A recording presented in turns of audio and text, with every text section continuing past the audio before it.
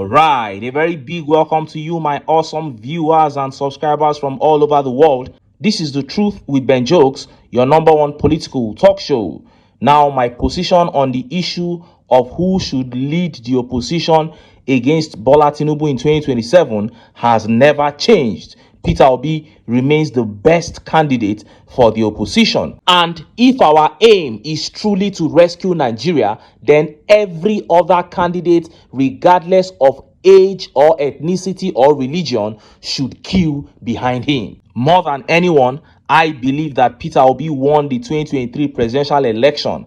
INEC chairman saw the handwriting on the wall after the first few results from Ibadan polling units were uploaded on the IREV, and we were seeing numbers like Labour Party 101, APC 2, PDP 1. So INEC chairman quickly switched off the IREV and claimed there was a glitch. It was a clear victory for Obidati ticket, but the victory was stolen. So my counsel to the team of opposition working on a coalition is that the question should no longer be what kind of ticket should we present. The question now is, how do you get INEC to declare the person with the most votes as winner?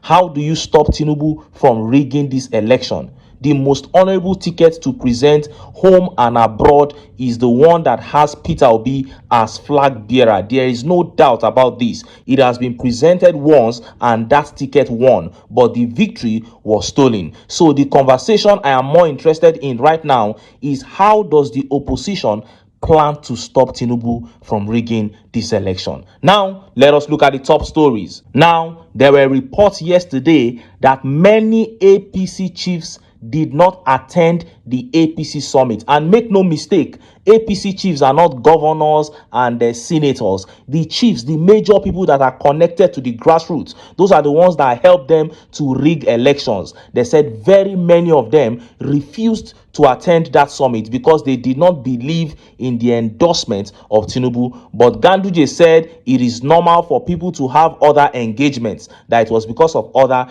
engagements. But hours ago, videos began surfacing of APC chiefs condemning the endorsement of Tinubu by AKPABIO and the other criminals. I have two very solid videos to show you in that regard. In the videos, they tried as much as possible to exonerate Tinubu, but the fact was clear. These videos showed that even within the APC, Tinubu is being rejected. Before I show you these videos from APC chiefs and how Nigerians reacted, let me quickly show you this one from Pastor Sam Adeyemi. While many clerics have sold out in today's Nigeria, I give credit to this man for his subtle message to Tinubu in this video. See him.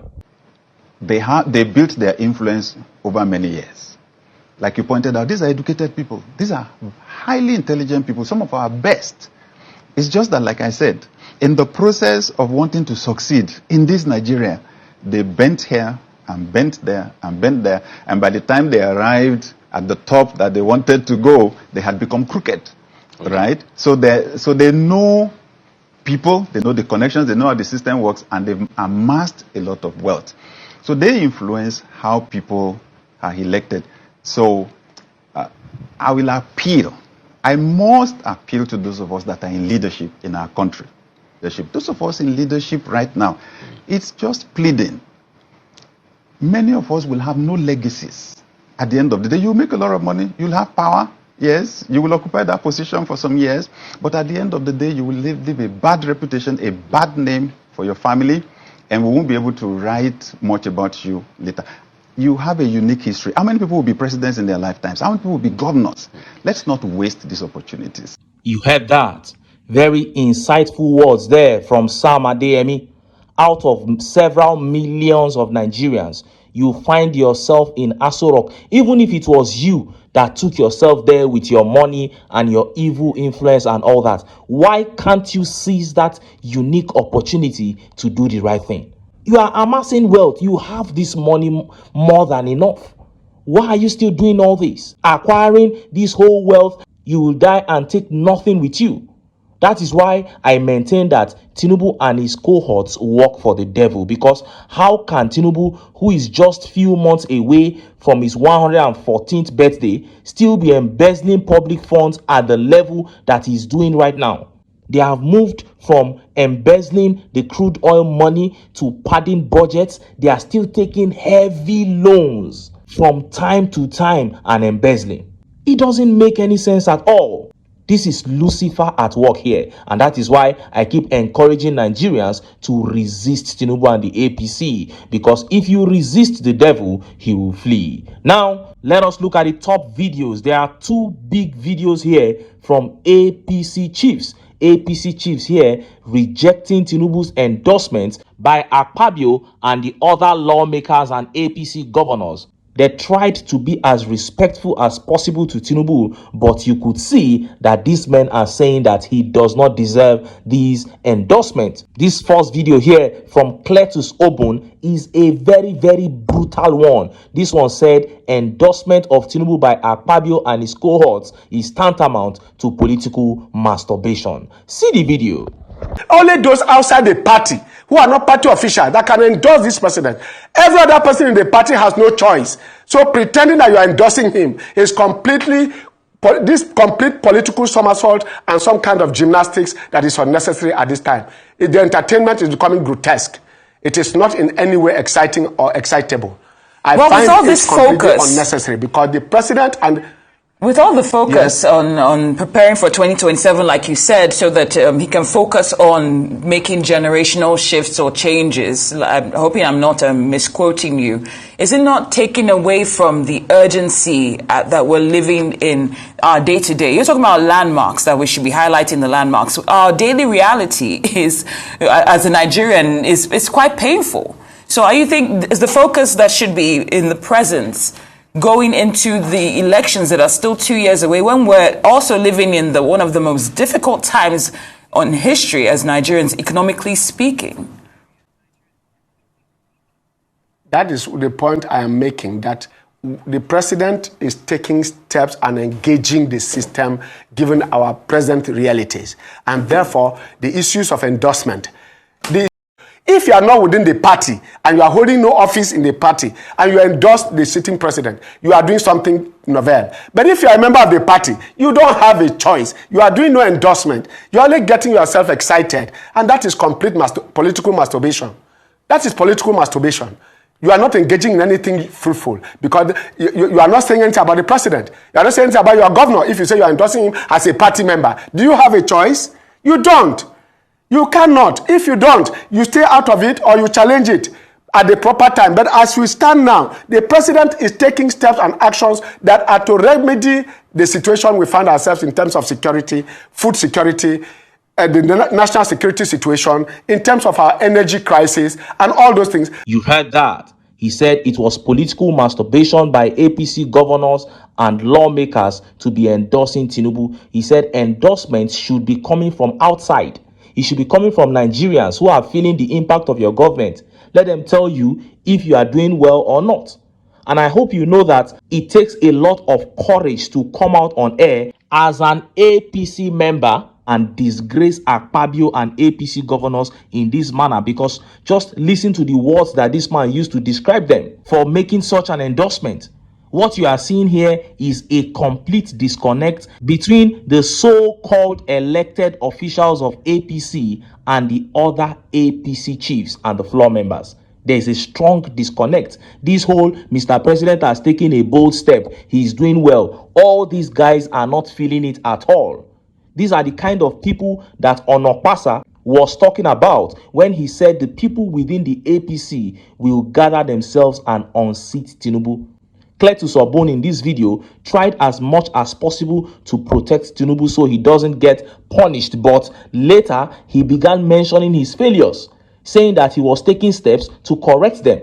So now you begin asking yourself, if he could say all those things on TV, imagine what he'll be saying in his own closet. Next video here is from another APC chief, Ibrahim Modibo, and I really wish I could lay my hands on one of the numerous interviews that this man granted during the campaigns, how he praised Tinubu and he called him a political genius. He said Tinubu is so good at choosing the right people to do the job, at putting round pegs in round holes. But today, he is condemning the endorsement and he's even saying that Tinubu should start sacking his appointees. See the video. I just want, if you ask me, of him being the only person that will stand for elections under a democratic atmosphere such as ours in a party, governing party, it's okay for him. He could accept the endorsements, but this endorsement from all these crannies, nooks and crannies coming to Mr. President, it is broadening the spectrum of insensitivity and also gravitating towards a corridor of deceptive impunity. Because for few people to sit under an air-conditioned place and just offer endorsement of over 200 and something million people, I think that is deceptive impunity. Nigerians have their own votes. And the whole political class, if you could look at it in Nigeria, the whole political class are no more than 500 people, 500,000. And therefore, Nigerians know where it pinches. And let me tell you, this lavish display of endorsements is not even good to Mr. President. Because for now, only 2 years on the saddle of power, are they saying, in all honesty, are they saying that Mr. President has been able to fulfill to the yearnings and aspirations of Nigerians? Is insecurity, has it been conquered? The economy, in terms of the way of putting food on the tables of the people, has it been achieved? In terms of devaluation of the Naira and what have you, has Nigeria recovered? Although we must, congratulate, or commend the central bank governor for bringing out policies, but I think the major economic driving force, like the Ministry of Finance, have not, or the economy, has not been able to propel the will of progress of Nigerians so as to make Nigeria feel to the betterment of some of these economies. Have we been able to look at education? In terms of education, today a professor that has spent over 20 years is just collecting about 500,000 naira salary, while an illiterate is a councillor is collecting almost going to 1 million naira. How can education prosper? Have they been able to look at the issues that has to do with even this jam? A lot of people fail because they are not even computer literate, and they are not been able to be taught by people that have been tested and trusted. In other words, you think this is a distraction from governance? Of course. Mr. President knows it. It is a distraction. Even if they say Mr. President is the only one that will come up, at this point in time, it is too early to give this assessment or endorsement barely 2 years, when we've not seen any input. Because if you look at the security situation in this country, has been overwhelming. The whole security architecture has simply collapsed. So in spite of all of this, let me just land. Very quickly. If I were Mr. President, believe me, by today, I would have asked for resignation of National Security Advisor, the defense chiefs, the ministers, 2 of them, defense chiefs, all of them should go. Otherwise, I'll sack them. Because it has shown clear cluelessness and incompetence. And I think, in all honesty and sincerity, Nigeria must tackle its security situation. Once you tackle the security situation, people will go back to farms, people will have a sense of belonging of Nigerianness, and also there will be no threat to national security. So this political stability will be there. But in as much as you don't tackle corruption, you don't tackle insecurity, you have not been able to look at the issue of corruption head on. President Bola Tinubu is not sacking anybody. Whether you do good or not, he's not sacking. Therefore, to me, he should have started sacking so that people wake up from slumber. The number one person who should be waking up from slumber is Tinubu. And even if he wakes up from slumber, he will go into another slumber because he has nothing to offer. Now, Ibrahim Modibo, who praised Tinubu during the campaigns for knowing how to put round pegs in round holes, is now calling for the sack of Nuhu Ribadu, the National Security Advisor, and Meta Wale, the Minister of State for Defense. He said the security architecture has totally collapsed. This is heavy crisis within the APC. Those of us who said there will be an implosion in the APC are excited seeing all these videos. As a matter of fact, I want more defections. So let more governors and senators join the APC. The more they defect, the more the confusion within the party. Because the more they create that gap between those officials, those big men, and the APC chiefs that rig for them, because they don't even care about those men now. All they want to do is that they believe that they will just rig the election with INEC or use the judiciary and all that. But these APC chiefs that are on ground now are angry.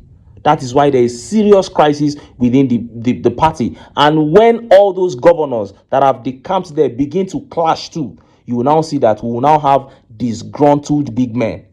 That is when the implosion will become very, very prominent. I hope you know it is these APC chiefs that rig elections.